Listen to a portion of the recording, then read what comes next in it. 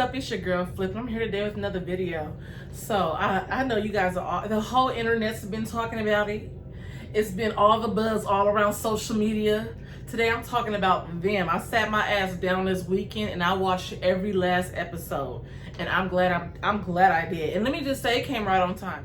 If you guys didn't get a chance to sit down and watch it like I did, or you guys don't feel like watching it, or you guys are kind of on the fence about watching it, let me just go ahead and just sit back, relax, watch me for a minute. Let me give you my little recap of my opinion on Amazon Prime's new show, Them. Alrighty, so I'm not even gonna lie. When I first heard about Them coming out, I didn't hear about it. I just saw it pop up on my Amazon Prime account. I thought it was a spinoff of Jordan Peele's movie Us, you know, the makers of Get Out. And I love the movie Get Out. Get Out was a bop. I loved it. I got it. I got the whole message. It resonated with me. Us, not so much. And I love horror movies. Like, horror movies is my genre. Like, after comedy and like World War II, I love like World War II era, like Holocaust films. I don't know why. Yeah, so comedy, like little historical pieces, and horror, like that's my thing. I love horror movies, and I love anything. Nothing really scares me these days. But I was really excited to see the horror aspect. When I thought I was like, okay, Us, Them, is it associated with that? I was kind of put a little back at first. But once I saw the trailer, I was like, okay, I'm going to go ahead and check this out. So Them is Amazon Prime's newest show. It's pretty much about the Great Migration that happened here in America, from like people moving from the South migrating to the West, California. And my people are actually members, you know, of the Great Migration Trail. I don't know what you call them, the pilgrims on that pilgrimage. I don't know, and I was so lucky they are, because I would have still been in Texas. Shout out to my Texas family. I love y'all, but I'm so glad my grandma made the leap, decided to jump the leap and make it out here to California. And here I am, loving it. And I'm a Cali girl through and through. Like, God, you know I need to be out here in California. But anywho, so this show pretty much gives us the inside view of what it was like during the Great Migration. That's during the early 1930s, 40s, 50s, 60s, when the black, you know, people were trying to leave the whole Jim Crow segregated South and trying to, you know, better their lives and have a more free sense of life in California. So yeah, I'm just gonna go ahead and give y'all a little rundown of each episode. Pretty much sum up each episode so y'all can pretend like y'all watched it when y'all really didn't. So I'm gonna just hit the major points. Alrighty, the show opens up with our main characters, Lucky, the mother of the matriarch of the family. She's in her house in North Carolina. We're back in North Carolina before they decide to move out this way. She's in her house with her baby son, and she's approached by a old white woman singing. She looks like she's a nomad. She looks like she's came deep from the Appalachian Mountains and came down and decided to see what these black people were up to. And that's pretty much what she said. She said, oh, I wanted to see who this pretty house belonged to. And initially Lucky's like, okay, like, all right, like, okay, nice, hi, all right. And then once she hears the baby in the background, she starts questioning the baby, and she tells her, okay, skedaddle now. And then she starts singing this weird little song. I don't know what the song is, but I think I heard something about cotton picking. I ain't like it. It sounded real racist and real Jim Crowish. So when she was singing this song, it was getting up under Lucky's skin, it was getting up under mine. So it was doing its purpose. It was real agitating the black folks, and I think that's what this purpose was. So in the midst of this scene, this panic, the lady is like asking about Lucky's baby, and we clearly see that something's about to happen. And then boom, Lucky wakes up. It's all a dream.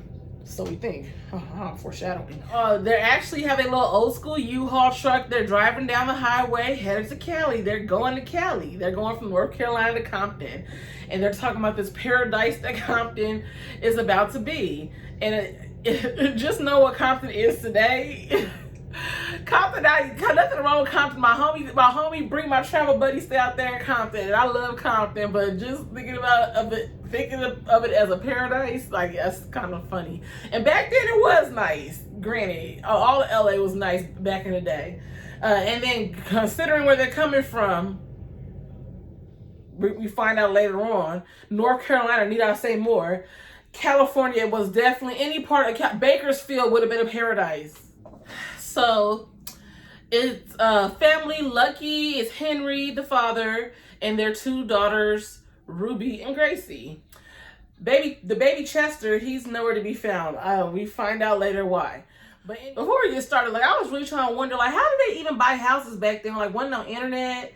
Like, they're all the way in, like, did you just buy houses over the phone back then? Like how did Henry set that up? Like, somebody let me know down in the comments down below. So as soon as they even hit the house, ooh, sorry, my titties was crooked. As soon as they even hit the house, that little dog is already scratching the basement. So we already know something funky's going on with this basement. We don't know what's going on with that basement, but we already know. Dogs be knowing what's going on first. So once you saw little Scruffy already scratching the basement, they should have took heat and skedaddle track. So they go inside the contract and they notice that on the contract it says that no one with a drop of Negro blood is allowed to live in this neighborhood. So of course they looking like, Henry, the father, husband's like, okay, yeah, we're ready to go. And Lucky's like, hold on, I got more than a drop of Negro blood in me. Like, what is this? Like, what are we doing here? Like, I knew it was something up with this. So the real estate agent reassures them, like, oh, this is some old, outdated stuff. Come on now, this is California. We're gonna go ahead and scratch that out. Go ahead. So as they're getting signed up and getting acquainted with their house and signing their lives over, literally signing their lives over to the devil and not even realizing, the white people are just gathering around their house. Like, they just all decided, like, we're going to sit here and make it the kicking spot and just all stand here and look stupid and stare at these black folks that just moved in. So as they're doing this, Daddy loading the gun, like, what's up? And, like, they're not just, like just kicking it and just, like, even being shy about it. Like, they're literally setting up their chairs, blaring their music, being real obnoxious about it. So Henry's like, I'm not about to sit here and let y'all intimidate me. Like, do y'all know where the hell I came from? Like, I came from the real races. I came from North Carolina. Like, y'all ain't got nothing on them KKK crackers, like, out there. Like, y'all ain't got, the little shit y'all pulling is real cute. They're getting settled in the house and everything, and mom and the little daughter is kicking it. So little Gracie starts singing the song the little creepy old white lady was singing in front of the house from the dream that we saw earlier in the first episode. So Mama's like, where you hear that song from? And she's like, Miss Vera told me this song. So Mama's like, hold on, what you know about Miss Vera? So they're sitting there talking about Miss Vera, and Gracie says, you're not crazy anymore, right, Mama? So I'm like, okay, this is kind of foreshadowing. What did Lucky go through? Why did her kids think she's crazy? Were they running from something in North Carolina? Were they running, like, what happened?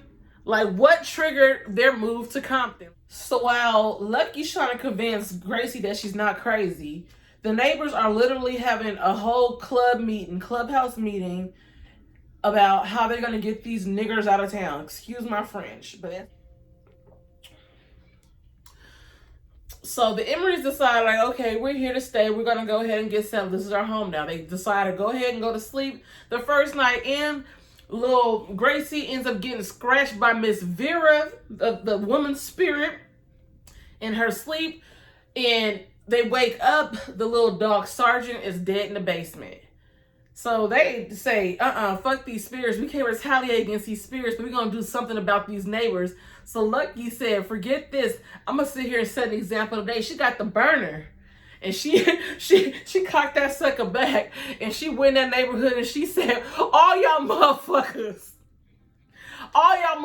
gonna pay for my little dead doggy in the basement and for this little rug burner on my daughter's neck. Y'all not gonna get away with this shit.